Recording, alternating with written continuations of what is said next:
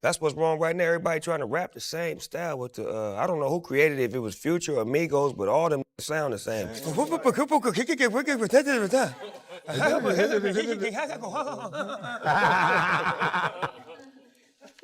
said, me in the studio one night trying to do that. I'm like, man, cut this shit off. Mumble rap. I mean, in rap. Take the out of your mouth and speak clearly, young man.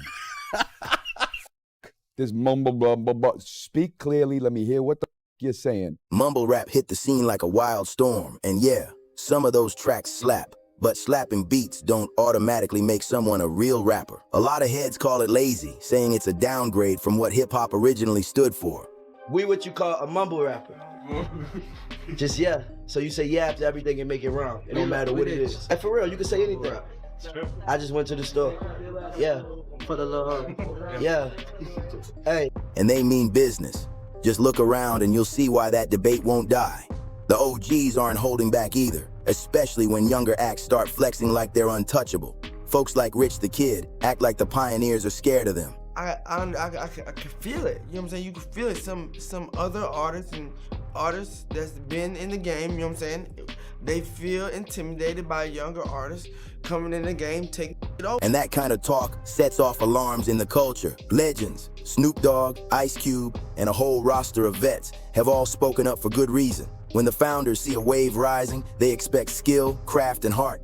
If you ain't bringing that, they'll call you out without mercy. Snoop's been blunt about calling out repetitive, shallow trends in mumble rap, and he doesn't mince words. So when he and Kevin Hart reacted to some of 2021's viral TikTok clips, it was bound to get spicy. One clip featured the Island Boys, the twin brothers singing in a pool. Neither Snoop nor Kevin could hide their cringe. They started roasting the clip immediately and the laughs were non-stop. Gang, gang, slang. You ain't Gang, there they got to use that word. I'm speechless. Two goofballs in the pool. Island Boy Fly didn't take the roast quietly. He spotted the segment and fired back, aiming most of his heat at Snoop.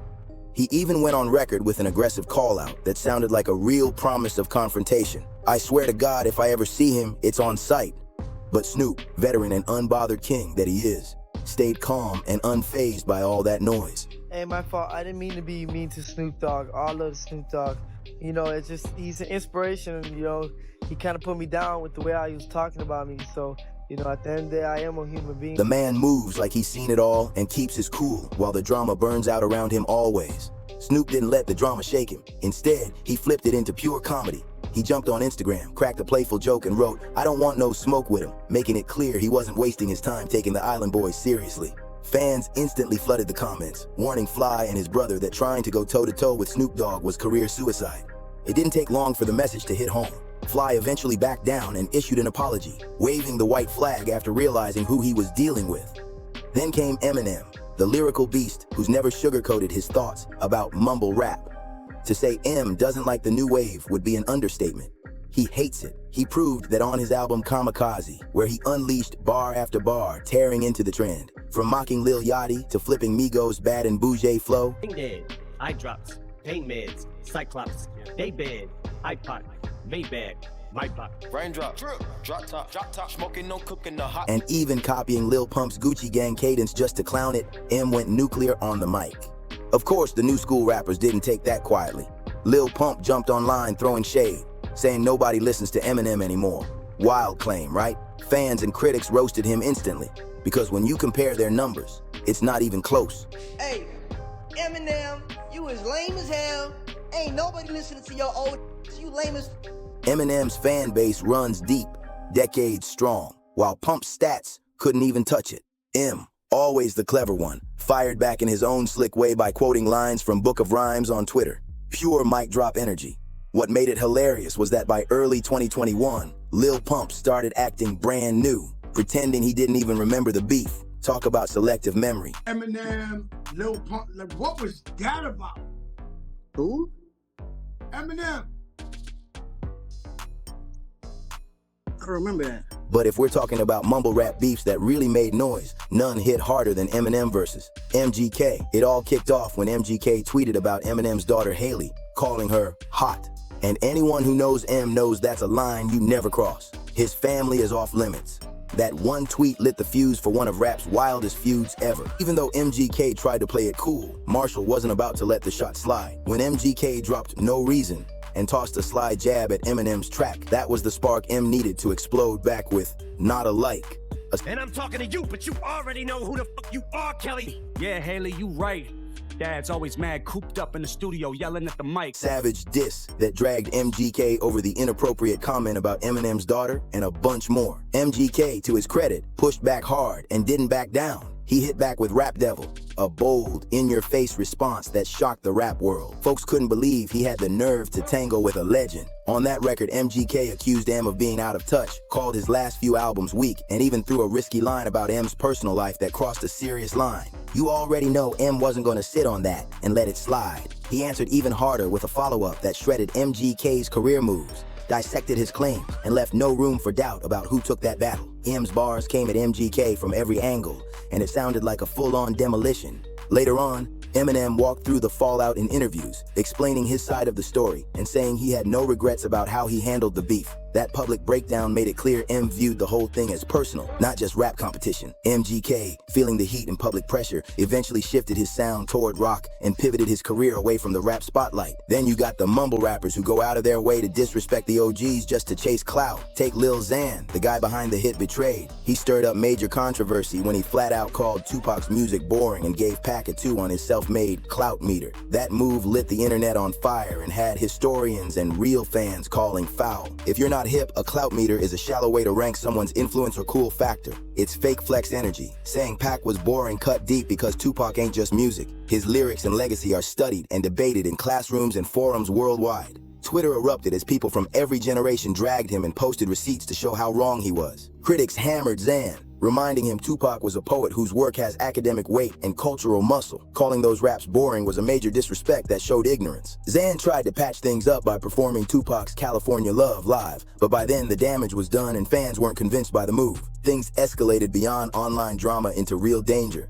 Hey, homie, you a yeah, that's why, yeah. Xan nearly found himself in a shootout in downtown Los Angeles while he and his girlfriend, Annie Smith, were at a gas station. When someone recognized him and started pressing him about the Tupac comments, Xan stayed quiet at first, but later admitted on Instagram that he pulled a gun to keep himself safe and warned that the media would twist what happened. Xan tried to defend himself after the gas station chaos, saying he only pulled his piece because he felt threatened. He blasted back online with, "I was about to be attacked and had to defend myself. F all you old heads still talking about that Tupac-ish. Live your own life and stop picking on a kid." But that fiery post just made the backlash even worse. A week later, he tried to clean it up in an interview, claiming, "I never dissed Tupac. They edited the clip to make it look like I hate all old school hip hop." But it was way too late.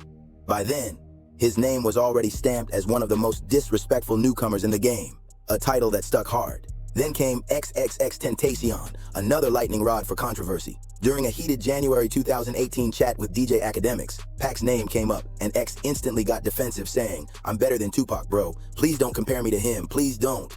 Bro, I'm better than Tupac, bro. Please don't compare me to him. Please don't compare me to him. Please don't. Tupac can't make rap music. That line alone had fans and critics losing their minds. The internet went wild. One angry fan tweeted, "X does this, X says that, X takes a dump at McDonald's. Give it up already. No one cares about this weak woman beater or his dumb opinions." Another user tried to school him, saying Tupac's music came from a completely different era, a generation built on struggle, pain, and revolution, something most modern rappers can't touch because they didn't live it. Another tweet put it bluntly, saying rappers like X only make these wild comparisons for attention. One fan even called him the most disrespectful rapper. The outrage was so heavy, it turned into a full-on internet storm that X couldn't escape. Then you've got Lil Yachty, who straight up said he doesn't vibe with old school rap, and he's not shy about it. Yachty stirred up major heat when he said Biggie was overrated. What can they do that Drake can do? Drake rapping, singing. Drake is better than Tupac and Biggie. They ain't got shit on Drake. Basically blasphemy in hip-hop culture. And to make it worse, he admitted he couldn't name 5 Tupac or Biggie songs if his life depended on it. His excuse? He said he was busy building his own career and didn't see studying hip-hop history as important. He told interviewers, "If I do it my way and make money, why should I follow how others say it should be done?" That shrug-it-off attitude had fans and hip-hop purists shaking their heads in disbelief. But if we're talking next-level disrespect, Kodak Black might take the crown. He didn't just throw casual shade, Kodak straight up disrespected Tupac and Biggie in a way that showed zero respect for the legends who built the culture he profits from. His comments made it clear he wasn't here to honor the past. He was here to provoke it. Kodak started out dropping a few slick comments, but then he went full throttle on Instagram Live. He boldly claimed he was better than Tupac and Biggie, saying the only reason people treat them like legends is because they're gone. That statement blew up instantly. People trying to say, oh, I can't put myself in a category with Tupac. Actually, I'm better than them. You know why? Because I live what I rap about. Them niggas was just like, them niggas just legends, like, cause they died. Fans, hip-hop heads, and even industry vets weren't having it one bit. Those words hit like a bomb in the culture, especially coming from someone who built his fame off the same genre those icons helped create. Kodak's been known to stir the pot, and this was just another example of him pushing buttons to stay in the spotlight. But he didn't stop there. Kodak also came for Lil Wayne, calling him washed up and irrelevant. Wayne didn't waste time entertaining the noise, but his daughter, Regina Carter, stepped up like a true writer. She fired back saying Kodak's new album sounded like a knockoff of her dad's old style, and fans agreed, backing her up all over social media. Next up, let's talk about Ola Runt, the Atlanta rapper who had a run-in with none other than Gucci Mane. Now, Gucci's known for being solid. No fake energy, no nonsense. And he's never been the type to tolerate disrespect. Back in 2019, Gucci saw promise in Ola and decided to sign him under his label. He even jumped on a few tracks to give the young rapper a boost, helping him tap into a bigger audience. But things went south fast during an Instagram Live session. Gucci casually mentioned he might finish a song they'd been working on later that night. And instead of staying cool and professional, Ola started acting wild, pressing Gucci about wrapping it up like he was the boss. Nah, we ain't gonna do all that on live, man. Man, gonna tell me, hey, run the business, don't try to run my life. What kind of time you want that strong, man? No, man, hell nah, I wasn't saying like that. Big mistake. Gucci being Gucci, he wasn't letting that slide. He checked Ola right then and there on Live, making it clear that kind of energy wasn't welcome. You'd think Ola would have caught the message and backed off. But nah, he doubled down and kept the same attitude, showing zero respect. At that point, Gucci had enough. He pulled the plug and dropped Ola from the label completely. Since then, Ola's career has been crawling instead of climbing. A clear sign that beefing with Gucci Mane was one of the worst career moves he could have made. And believe it or not, that wasn't even the first time Gucci had to check someone in public. There was another wild moment during a radio station meet and greet. He was chilling, signing autographs, taking pics, everything smooth. Then out of nowhere, some dude walks in and starts freestyling loud as hell, trying to get Gucci's attention like it was his big break. It was up all way one. I ain't talking about my young can't nigga cut their dog. Bad move. Gucci wasn't in the mood. He shut the guy down immediately, saying nobody wanted to hear his raps. If you ain't know, that's right now. This ain't no freestyle, man. I thought you knew. The crowd went silent, and the guy looked crushed on the spot. A brutal but honest lesson in knowing when to shoot your shot and when to just fall back. Gucci doesn't just check rookies. He's gone head-to-head with legends too. Back in 2005, he got tangled up in one of the most infamous beefs in hip-hop history, the war with Jeezy. Things got heated when Jeezy dropped a track and straight up put a $10,000 bounty on Gucci's iconic ice cream cone chain. That move turned the streets upside down. Not long after, 5 guys showed up at Gucci's spot trying to snatch the chain for that bounty. It turned violent fast. Gucci fought back and, in the chaos, grabbed his gun and fired. One of the attackers, Pookie Lock, was hit, and a few days later his body was found behind a middle school. A chilling twist that shocked the whole rap world. Gucci later turned himself in, claiming self-defense, and the court agreed. He walked free, but he wasn't done. Instead of letting it fade, he dropped a diss track calling out Jeezy and Pookie Lock by name, making it crystal clear he wasn't letting that chapter close quietly. Fast forward to 2020. The beef got reignited during their Versus battle.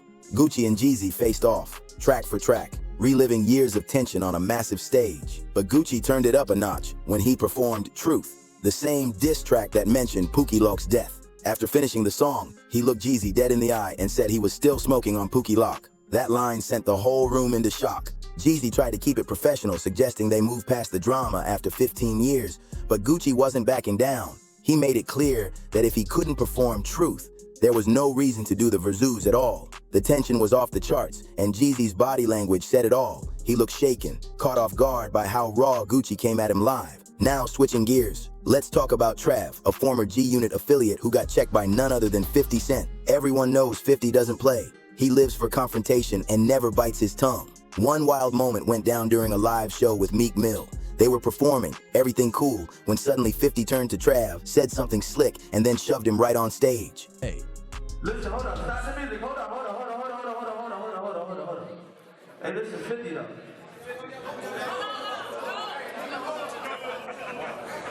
The crowd froze. The tension was thick enough to cut. Meek Mill quickly stepped in, trying to calm things down, even saying he and Trav were like family. Thankfully, Meek managed to defuse the scene before it exploded. No, but it was a serious reminder that 50 Cent doesn't bluff or play nice when it comes to respect. 50 Cent has never been someone to play with. Period. Another wild moment popped off when he was out at dinner with Nicki Nicole, just chilling and minding his own business. Out of nowhere, some up-and-coming rappers stormed up on him, heated because 50 wouldn't listen to his music. Look at my jellies.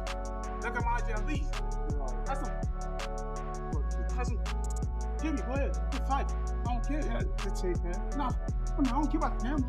Like, yeah, I grew up listening to your music. I salute you, you feel me? But when I approached you, I was like, yo, I want you to look at my Instagram. That was it. The dude started getting loud, asking if 50 was gonna swing on him, trying to make a scene right there in the restaurant. He kept pressing, begging 50 to check out his Instagram, and when 50 didn't bite, the guy flipped it, accusing him of being unfair. The whole thing was caught on camera, with the rapper's friend filming every second like they were about to get a viral moment. But 50, calm, cold, and collected, stood his ground and let the kid know that clout chasing won't get you anywhere in this game. No punches got thrown, but that didn't stop the video from blowing up all over social media. The wannabe rapper tried to milk it for all it was worth, posting his own video later, challenging 50 to a fight and using the chaos to push his music. But all it really did was prove the point that 50 stays untouchable, cool under pressure, and still the kind of man you just don't test. And speaking of rap icons who command that same level of respect, Jay-Z's name stays at the top of that list. No matter how long he's been in the game, everyone knows you don't play with Hobbs' legacy or his business moves, ever. If you made it this far, hit that like, subscribe, share, and drop a comment with your thoughts. And I'll catch you in the next one.